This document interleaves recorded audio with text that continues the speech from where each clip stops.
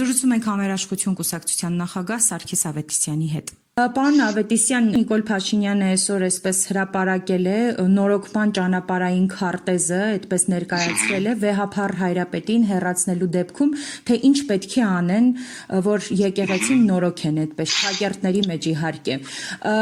Բայց մենք տեսնում ենք, որ Նիկոլ Փաշինյանին այսպես միացած հոգևորականները ամեն մեկը մի այսպես ուշագրավ բանով հայտնի է։ Օրինակ Հովնան Տերտերյանը, ինչ որ 12 տարեկանից ասում են, որ սեռական կապերի մեջ է եղել, Արգիշտի Քարամյանի հայրը եւ այսպես շատերը կան, հա, ովքեր որ միացել են իրեն։ Այս նորոգման ճանապարհը Նիկոլ Փաշինյանը պետք է այս մարդկանց հետ անցնի եւ եթե այնուամենայնիվ Նիկոլ Փաշինյանը իսկապես հասնի իր նպատակին ու կարողանա այսպես եկեղեցին էլ գրավել, ինչ է լինելու վիճակը։ Դուք ձեր հարցի մեջ արդեն պատասխանը տվեցիք, բնականաբար այդ մարդիկ, ովքեր որ բանն իրար կողքն են, այդ սրբազանները, դրանք մի շատ փոքր մասն է սրբազանների, հիմնական մասը այդ ճանապարհով չի գնում, երկրորդն էլ դա այտենց լոկալ խնդիր չէ, էլի միայն Հայաստանի վերաբերյալ, դա համաշխարհային խնդիր է եւ լիքը մեծ հակառակ ուժեր կանգնած են մեր դեմ եւ իրանց կողքին են։ Հետևաբար պետք է մի քիչ ավելի լայն մասշտաբի նայել ու այն ինչ որ իրանք փորձում են անել տարբեր երկրներում դա արվում է, հենց կոնկրետ Ուկրաինայում, Մոլդովայում, ամենտեղ այդ գործողությունները փորձում են անեն։ Եթե այդ երկրներում ինչ-որ բան ստացվում է, Հայաստանում դա չի ստացվելու։ Ինչ ուզում է իրանք անեն, եկեղեցին մեր այնքան ուժեղ է առաքելականի Սուրբ եկեղեցին, որ կկարողանա կանգնել եւ սա արդեն վերջի կետն է։ Այստեղ պետք է այդ հարցը լուծում ստանա, սա մեր համար ավարայր է, եթե ուզում եք այդպես ասեմ, եւ եթե մենք չկանգնեցինք մեր հավատի կողքին, քրիստոնեական հավատին, ուրեմն սա կլինի մեր վերջը, իսկ մեր վերջից հետո սկսելու է աշխարհի վերջը։ Հետևաբար սա աշխարհի խնդիրն է, պատահական չի, որ Հռոմի պապից սկսած բոլորը մտահոգված են, որովհետև նույնիսկ մահմեդական աշխարհի հոգևոր առաջնորդները, իրական մահմեդական աշխարհի հոգևոր առաջնորդները մտահոգված են, որովհետև սա միայն Հայաստանի հարցը չի, ոչ էլ հայ առաքելական եկեղեցու հարցն է, առավել եւս վեհափառ հայրապետի։ Պարոն Ավետիսյան, բայց ինչպես տեսնում ենք, այնուամենայնիվ այդ մտահոգությունները այս պահի դրությամբ Հայաստանում որևէ դրական կերպով հարց չեն լուծում, ու Նիկոլ Փաշինյանենք այնուամենայնիվ կոմպրոմատներ կարողանում են գտնել որոշ եկեղեցականների դեմ եւ իրենցով անել։ Հիմա այս ամեն ինչի դեմ մեր պայքարը ինչպես է լինելու։ Պայքարը մի ձև ունի, պետք է միտեղ հավաքվեն բոլոր ընդդիմադիր քաղաքական ուժերը եւ այն ուժերը, որոնք հասարակական կառույցներ կլինեն, ինչ որ կլինի, ովքեր մտահոգ են այս ամեն ինչով, որովհետեւ սա արդեն վերջն է եւ այլ տարբերակ գոյություն չունի։ Ընտրությունների միջոցով փորձել գնալ ինչ որ բաների, սա կարծում եմ այդքան էլ ճիշտ չի։ Ինչպես պետք է կարողանան գնալ մինչև ընտրությունները պետք է հավաքվել եւ մի բևեռ սարքել, այս ամեն ինչը պետք է դառնա մի բևեռ ընդդիմադիր դաշտը եւ ընդդիմությունը միասնական ճակատով գնա այս գործողությունները լուծելու։ Դուք հավատացեք, եթե միասնական այդ ճակատը ձևավորվի, միտեղ կապ չունի, իրար ընդունում են, չեն ընդունում, սիրում են, չեն սիրում, այդ ամբիցիաները պետք է դնել մի կողմ։ Մենք դրա մասին անընդհատ խոսում ենք։ Մեր կուսակցությունը, Համերաշխությունը միշտ եղել է դրա կողմնակից է, դեռ որ շատերը դրա մասին գաղափար չունեն, հիմա փառք Աստծո, որ խոսում են։ Բայց պետք է հասնել նրան, որ միասնական ճակատով է տամեն, դա այնքան պարզ բան է, այնքան տրամաբանական է,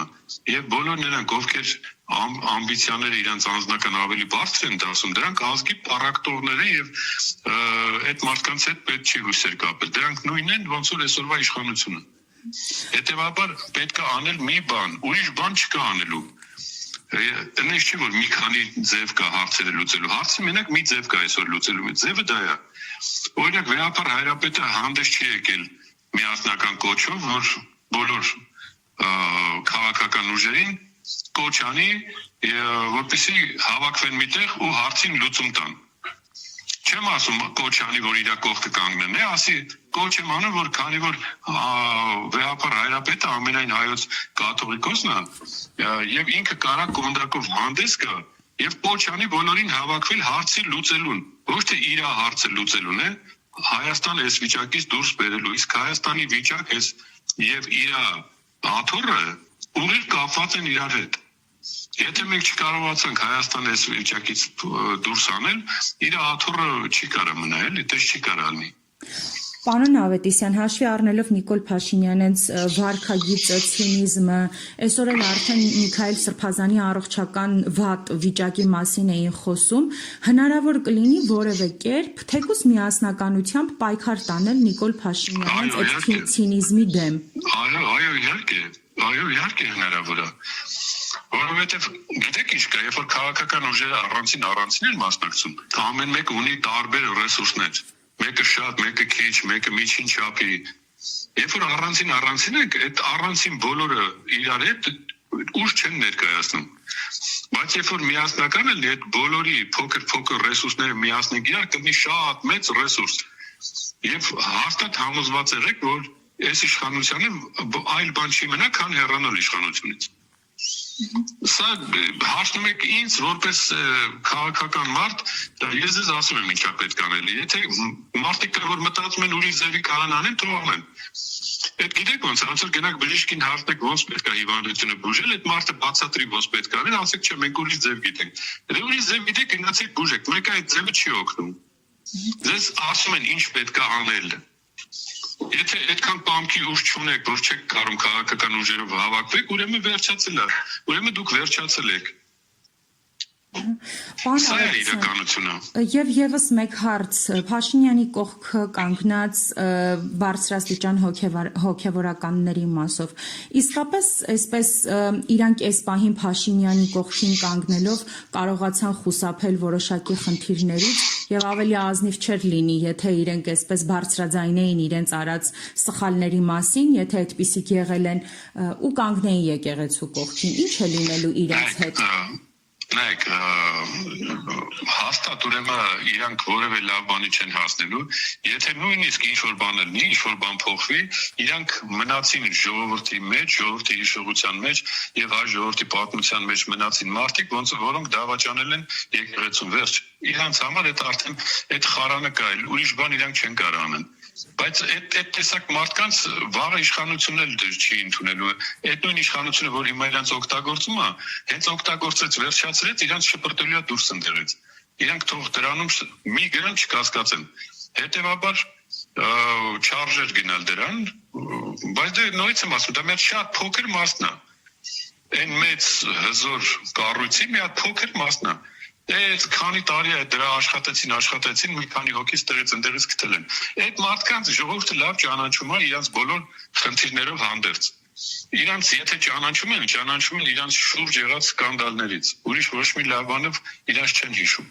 Հետևաբար իրանք չեն կարող դրա վրա ազդեն եւ այն հավաքները, որ հավաքվում են ստեղից ընդեղից պետական ապարատի աշխատողներին բերում են, դա ցույց է տալի, որ ժողովուրդը դա չի ընդունում։ Ժողովրդի 70-80%-ը, նույնիսկ ավելին ասեմ, ավել տոկոս, ընդհանրապես դա չի ընդունում։ Հետևաբար փորձել ուժով, զորով, լծակներով դա չի կարող աշխատի։ Անհիմն անհեթեթ գործողություններ է եւ շատ դարակ կվերջանա, եթե այս կողմը միախմբվի, համախմբվի, միասնական ձևով հանդես գա։ Շնորհակալ եմ մեկնաբանության համար։